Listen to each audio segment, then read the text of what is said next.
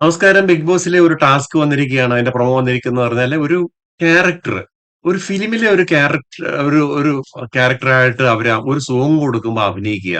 അതിന് പ്രത്യേക കോസ്റ്റ്യൂം ഒക്കെ ചെയ്താണ് വരുന്നത്. അപ്പം അതിനകത്തില് ഈ അവരെവിടെ നിൽക്കുന്നോ അവിടുന്ന് ഒരു പ്രത്യേക പർട്ടിക്കുലർ പ്ലേസിൽ വന്നിട്ട് അവർ ആ ഡാൻസ് കളിക്കുക. അതിൽ പെർഫോം ചെയ്യുന്ന ആളിന് 10 പോയിന്റ് ഉണ്ടെന്നാ പറയുന്നത്.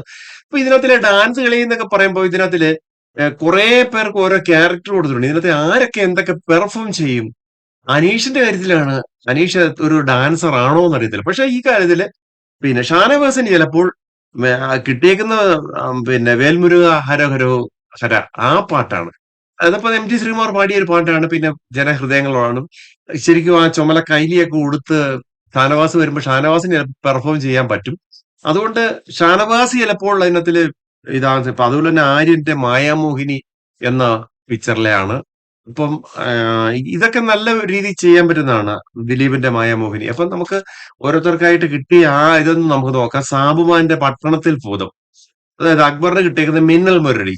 മിന്നൽ മുരളിയൊക്കെ നല്ലപോലെ ചെയ്യാവുന്നതാണ്. പിന്നെ ബിന്നിക്ക് ഉദിച്ച ചന്ദ്രന്റെ ആ പാട്ട്. ഷാനവാസിന് വേൽമുരുകൻ. ഇതിനകത്ത് ഏറ്റവും കൂടുതൽ എനിക്ക് തോന്നുന്നത് പെർഫോം ചെയ്യാൻ പറ്റുന്ന ക്യാരക്ടറുള്ള മെയിലിലെ വേൽമുരുകയാണ്. ഷാനവാസ്. ലക്ഷ്മിക്ക് കിട്ടിയേക്കുന്ന കസ്തൂരി എന്റെ കസ്തൂരി ആ പാട്ട്. അനുവിന് കിട്ടിയതിലെ കിലുക്കത്തിലെ അങ്കമാലി അമ്മാവനുണ്ടല്ലോ പ്രധാനമന്ത്രി. അത് സാധനം കിട്ടിയേക്കുന്നത്. ഇച്ചിരി കോമഡി ആണ്. അത് എത്രത്തോളം നല്ലപോലെ പെർഫോം ചെയ്യുന്ന ക്യാരക്ടറാണ് അതും. അനീഷിന്റെ ആണ് കണ്ണീർ മഴയത്തെ ജോക്കറിലെ. അത് ശരിക്കും പറഞ്ഞാൽ ഒരു സെന്റിമെന്റൽ റോള് ക്രിയേറ്റ് ചെയ്യാൻ പറ്റുന്ന സാധനമാണ്. അനീഷ് അത് എത്രത്തോളം പെർഫോം ചെയ്യും എന്നുള്ളത് എനിക്ക് ഡൗട്ടുണ്ട്. പിന്നെ ചിലപ്പം നമുക്ക് കാത്തിരുന്ന് കാണാം. നൂറയ്ക്ക് കറുത്ത പെണ്ണേ ആ പാട്ട്. പിന്നെ നെവിന് മാലിനിയുടെ തീരങ്ങൾ അങ്ങനെ ഒരു പാട്ടുണ്ടല്ലോ. അത് കിട്ടിയേക്കുന്നത് നെവിന് അതൊക്കെ എന്തൊക്കെ ആക്കി തീർക്കുപോയി എന്തരും. ആര്യന് കിട്ടിയേക്കുന്നത് മായമോഹിനി. അതാണ് ഈ ഇതിന് സിമ്പിൾ ആയിട്ടുള്ള പരിപാടിയാണ്. പക്ഷെ എന്നാൽ 10 പോയിന്റ് ഉണ്ട്. ഈ പോയിന്റ് പിന്നെ ചില പവറുകളാണെന്ന് പറഞ്ഞിട്ടുണ്ട്. പവർ എന്താണെന്നൊന്നും പറയുന്നില്ല.